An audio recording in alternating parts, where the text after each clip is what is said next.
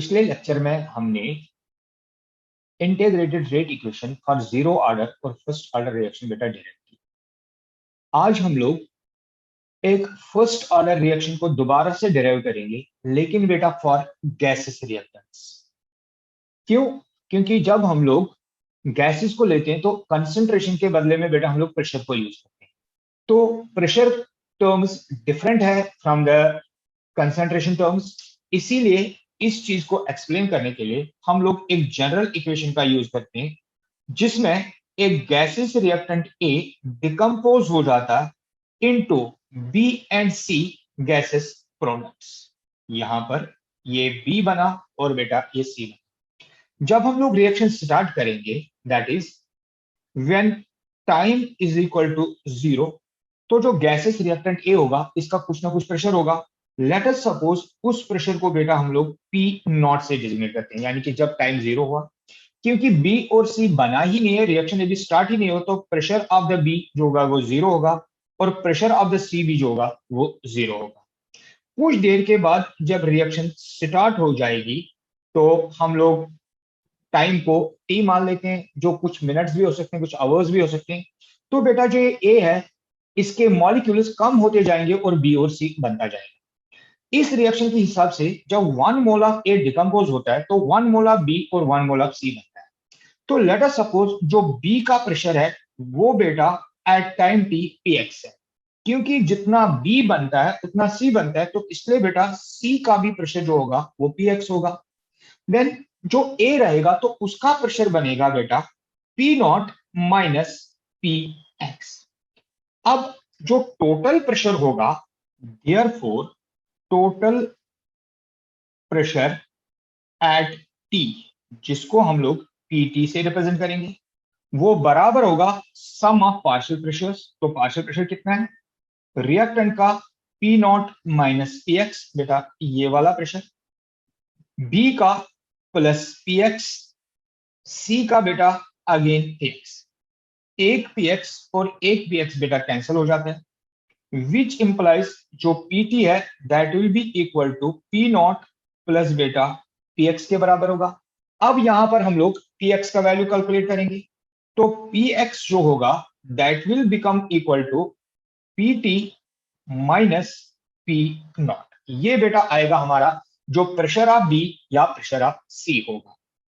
अब यहां पर हम लोग यूज करेंगे फर्स्ट ऑर्डर काइनेटिक्स का, जो इक्वेशन हमने ऑलरेडी बेटा लास्ट टाइम डिराइव किया। तो हम लोग लिखेंगे फॉर फर्स्ट ऑर्डर रिएक्शन जो के होता है that is equal to 2.303 upon T log of A naught divided by A. इस इक्वेशन में जो पी नॉट है वो बेटा ए नॉट के बराबर बन जाएगा, और जो ये P not minus P X है ये बेटा हमारा ए के बराबर बन जाएगा। तो हम लोग ए नॉट के बदले में पी नॉट को रिप्रेजेंट करेंगे, so which will further become equal to 2.303 divided by T log of, अब ए नॉट के बदले में बेटा हम लोग पी नॉट यूज करेंगे, डिवाइडेड बाई ए। तो ए के बदले में हम लोग क्या यूज करेंगे? ए के बदले में हम लोग यूज करेंगे P not minus P x.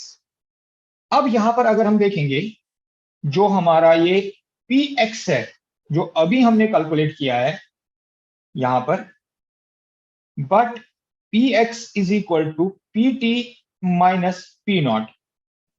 तो इसके हिसाब से जो के हमारा होगा वो 2.303 divided by T log of P not पर तो कोई फर्क पड़ेगा ही नहीं, यहां पर बेटा अगेन पी नॉट, लेकिन जो ये पी एक्स है इसके बदले में हम लोग ये वैल्यू सब्स्टिट्यूट करेंगे तो क्या मिलेगा? माइनस, तो ब्रैकेट के अंदर P T minus P not आएगा। अब इसको बेटा हम लोग फर्दर जब सॉल्व करेंगे तो हमें मिलेगा K equal to 2.303 upon T log of P not divided by, यहां पर क्या आएगा? सबसे बेटा पहले पी नॉट आएगा, माइनस पी टी आएगा, क्योंकि माइनस से इसको ब्रैकेट को खोल लेंगे, और यहां पर बेटा पी नॉट।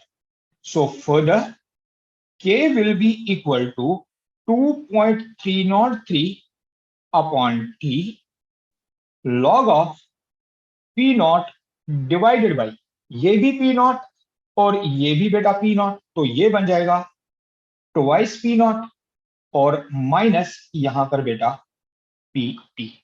सो ये एक इक्वेशन है for first order gases reaction, जिसमें हमारा एक रिएक्टेंट जो ए है वो डिकम्पोज हो रहा है into B and C gases products. इस इक्वेशन के बेसिस पर बेटा हम लोग अब एक न्यूमेरिकल करते हैं। हमारा न्यूमेरिकल है experimental data for first order decomposition of SO2Cl2 sulphuryl chloride at constant volume and temperature is, ये एक मोल जो है वो डिकम्पोज हो रहा है into 1 mole of sulfur dioxide and 1 mole of chlorine। हमें दिया गया कि जब इनिशियल स्टेट था तो उस समय टाइम 0 होता है, तो pressure of the initial state is 0.4 एटमॉस्फेयर्स। Time 100 seconds के बाद जो टोटल प्रेशर है वो बेटा 0.7 एटमॉस्फेयर्स है, और हमें कहा गया है कि हम लोग रेट कांस्टेंट को बेटा कैलकुलेट करें। तो इसके लिए जो डाटा प्रोवाइड किया गया है, तो यहां पर सॉल्यूशन में हम लोग लिखेंगे for A gases first order reaction, जो K होता है that is equal to 2.303 divided by T log of P not divided by twice P not minus PT। ये इक्वेशन बेटा अभी हमने डिराइव की है। अब इस इक्वेशन के हिसाब से जो K है that will be equal to 2.303 divided by 100 log of P naught, तो P नॉट का वैल्यू बेटा 0.4 एटमॉस्फेयर है, divided by twice P naught, तो इसको बेटा हम लोग जब मल्टीप्लाई करेंगे तो ये बनेगा 0.8 एटमॉस्फेयर माइनस PT, तो PT का वैल्यू बेटा 0.7 एटमॉस्फेयर है, तो माइनस 0.7। इस इक्वेशन को जब हम फर्दर सॉल्व करेंगे तो K will become equal to 2.303 divided by 100 into log of 0.4 divided by 0.1। ये पॉइंट और ये पॉइंट कैंसिल हो जाएगा और हमें वैल्यू मिलेगा बेटा log of 4। So K will be equal to 2.303 upon 100 into log of 4 जो होता है वो बेटा होता है बराबर 0.6020। यहां पर मैं लिख दूंगा बिकॉज log 4 जो होता है वो बराबर होता है 0.6020। फर्दर जब K को सॉल्व करते हैं तो इसका वैल्यू आता है 1.38 इंटू 10 रेज पावर -2 पर सेकेंड। वो बेटा P नॉट है।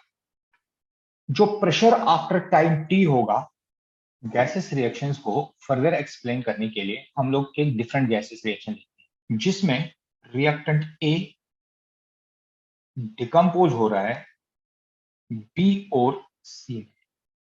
लेकिन यहां पर हम लोग कंसीडर करेंगे कि जो रिएक्टेंट A है ये 2 मोल्स ऑफ B दे रहा है जो भी गैसेस है, और 1 मोल ऑफ C दे रहा है। लास्ट टाइम हमने किया था 1 मोल ऑफ A जो है वो डिकम्पोज हो रहा था into 1 mole of B and 1 mole of C। तो देखते हैं कि इस रिएक्शन का रेट कांस्टेंट बेटा हम लोग कैसे करते हैं। सबसे हम लोग यहां पर मान के चलते हैं कि जो इनिशियल प्रेशर है वो बेटा P नॉट है। प्रेशर एट टाइम T जो है वो बेटा PT है, और हमें इस रिएक्शन के लिए रेट कांस्टेंट डिराइव करना है। तो हमें रेट कांस्टेंट K को बेटा डिराइव, तो इस इक्वेशन में हम लोग यहाँ सॉल्यूशन की ओर आएंगे। तो A will decompose into twice B plus C।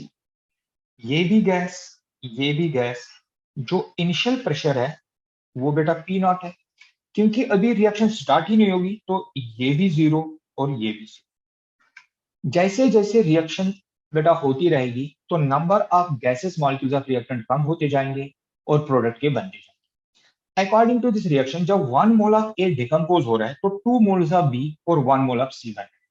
Suppose करें फॉर 1 मोल ऑफ गैस यहां पर पी एक्स जो है वो बेटा डिकम्पोज हो रहा है। तो जब ए में से पी एक्स डिकम्पोज होगा तो जो सी है उसका पी एक्स बनेगा, लेकिन एट द सेम टाइम जो बी है वो ट्वाइस पी एक्स बनेगा, क्योंकि for every 1 mole of A there are 2 moles of P which are formed.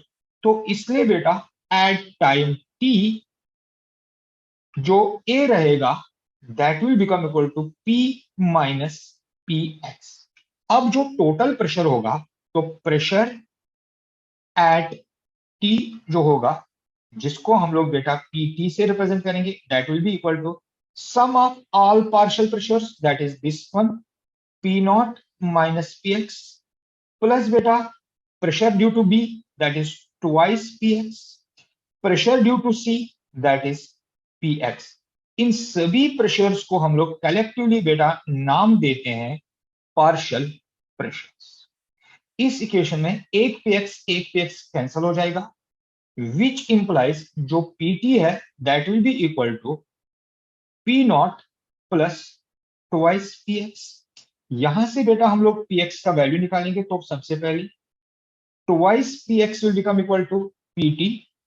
इस पी नॉट को बेटा लेफ्ट साइड में ट्रांसफर करेंगे तो ये पी नॉट बनेगा विच फर्दर इंप्लाइज जो पी एक्स होगा that will become equal to PT minus P not divided by 2। ये बेटा पी एक्स वैल्यू आएगा। फॉर फर्स्ट ऑर्डर रिएक्शन हमने के लिए वैल्यू ऑलरेडी बेटा निकाला हुआ है, तो के बराबर होता है 2.303 divided by T log of A naught यानी कि initial concentration divided by concentration at A. इस केस में जब हम पार्शियल प्रेशर्स लेते हैं जो ए नॉट है वो बेटा बराबर है पी नॉट की, और जो ए है वो यहां से बेटा हम इक्वेशन से दे रखें यानी कि ये बराबर बनेगा हमारा इनिशियल कंसेंट्रेशन के बदले में, और ये बेटा हमारा प्रेशर के बदले में हम लोग यूज करेंगे। तो यहां पर ए जो है that will become equal to P not minus बेटा पी एक्स। तो इन वैल्यूज को अब हम लोग हमारी इस इक्वेशन नंबर 1 में सब्स्टिट्यूट करते हैं। तो विच फर्दर इंप्लाइज जो के होगा उसका वैल्यू बेटा आएगा 2.303 divided by T log of A naught के बदले में पी नॉट आएगा डिवाइडेड बाई। अब बेटा यहां पर हमने P not minus P x use करना है, लेकिन ऑलरेडी यहां पर हमने डिराइव किया कि जो पी एक्स है उसका वैल्यू बेटा इसके बराबर है। So we can write down it is equal to 2.303 divided by T log of P not divided by. अब पी नॉट के बदले में हम लोग क्या यूज करेंगे, पी एक्स के बदले में हम लोग यूज करेंगे बेटा पी नॉट तो है माइनस यहां पर हम लोग यूज करेंगे पी एक्स का वैल्यू, और पी एक्स का वैल्यू है P T minus P not divided by 2। अब बेटा जब हम लोग इसको सॉल्व करेंगे तो we will obtain K will become equal to 2.303 divided by T log of numerator में तो पी नॉट आएगा, डिनोमिनेटर में बेटा ये बन जाएगा ट्वाइस पी नॉट, इसको यहां मल्टीपल करेंगे minus P T minus minus बेटा ये प्लस बनेगा पी नॉट और डिवाइडेड बाई 2 आएगा। सो इसको फर्दर जब हम सॉल्व करेंगे तो K naught will become equal to 2.303 divided by T log of जो ये 2 है ये न्यूमरेटर में चला जाएगा तो this will become twice P not, ये ट्वाइस पी नॉट और ये पी नॉट जो है ये बनेगा बेटा 3 टाइम्स पी नॉट माइनस बेटा P T. So this is the required equation for first order gases reaction जिसमें 1 मोल ऑफ ए जो है वो डिकम्पोज हो रहा है into 2 moles of B and 3 moles of C. इस तरह से हम लोग देखते हैं कि जब गैसेस रिएक्शन होती है तो उस केस में बेटा जो फर्स्ट ऑर्डर रिएक्शन है उसमें value of the initial pressure and value of final pressure बेटा वो चेंज होता है डिपेंडिंग अपॉन कि जो गैसेस डिकम्पोजिशन है वो 1 मोल में डिकम्पोज हो रहे हैं, 2 मोल्स में डिकम्पोज हो रहे हैं या 3 मोल्स में डिकम्पोज हो रहे हैं। तो इसी तरह से हम लोग किसी भी गैसेस रिएक्शन के लिए फर्स्ट ऑर्डर रिएक्शन को बेटा डिराइव कर सकते हैं। इसके साथ जो फर्स्ट ऑर्डर रिएक्शंस हैं चाहे वो बेटा इन टर्म्स ऑफ कंसंट्रेशन हो या इन टर्म्स ऑफ वो पार्शियल प्रेशर्स हो, हमने उसके लिए रेट इक्वेशन डिराइव की उसके न्यूमेरल्स के। नेक्स्ट टॉपिक में हम लोग देखेंगे कि एक्टिवेशन एनर्जी क्या होती है and how this activation energy help us in determining the formation of the products. Thank you. Have a nice day.